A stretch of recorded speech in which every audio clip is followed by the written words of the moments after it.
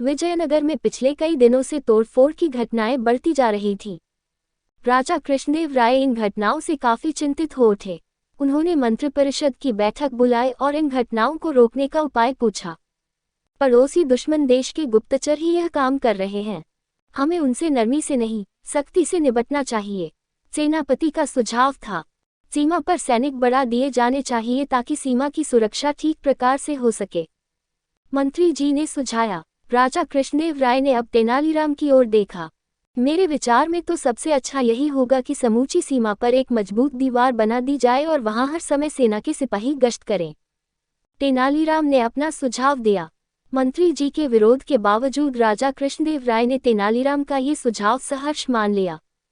सीमा पर दीवार बनवाने का काम भी उन्होंने तेनालीराम को ही सौंप दिया और कहा दिया कि 6 महीने के अंदर पूरी दीवार बन जानी चाहिए। इसी तरह 2 महीने बीत गए लेकिन दीवार का काम कुछ आगे नहीं बढ़ सका। राजा कृष्णदेव राय के पास भी ये खबर पहुंची। उन्होंने तेनालीराम को बुलवाया और पूछताछ की। मंत्री भी वहां उपस्थित था। तेनालीराम, दीवार का काम आगे क्यों नहीं बढ़ा? क्षमा करें महाराज, बीच में एक पहाड़ आ गया है, पहले उसे हटवा रहा हूँ। पहाड़ तो हमारी सीमा पर है ही नहीं, राजा बोले। तभी बीच में मंत्री जी बोल उठे, महाराज, तेनालीराम पगला गया है। तेनालीराम मंत्री की फप्ती सुनकर चुप ही रहे। उन्होंने मुस्कुराकर ताली बजाई।